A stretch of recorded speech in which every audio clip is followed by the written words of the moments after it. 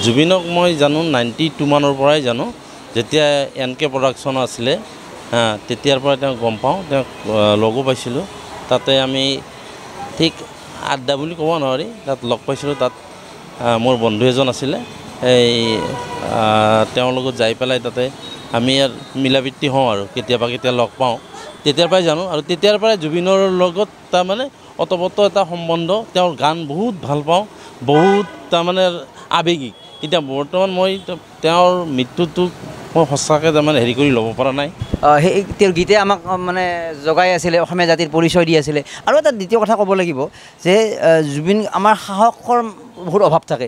জুবিন গাৰ্গে সাহসেৰে চৰকাৰী পক্ষ হওক, বিভিন্ন কথা হওক, সাহসেৰে কমাণ্ড সুৰত ক'ব পৰাকৈ অসমীয়া অকল জুবিন গাৰ্গেই আছিল। বাকীসকলতো আচলতে চৰকাৰী পক্ষ বিভিন্ন পক্ষৰ লগত মিলি গ'ল। কিন্তু জুবিন গাৰ্গৰ সেই সাহসটো আচলতে ইউনিক, অতুলনীয় আছিল শিল্পীৰ বাহিৰেও।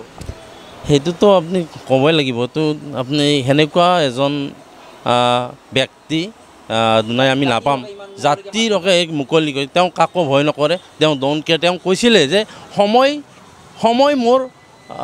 মোক চলাব নোৱাৰে, কিন্তু সময়ক মই চলাম। সেনেকৈ কৈ তেওঁ সাগৰৰ বুকুতে গুচি গ'ল। সেইটোৱে আৰু কি ক'ব, ক'বৰ ভাষা নাই আজি। সকলোৱে গমেই পায় বস্তুবিলাক।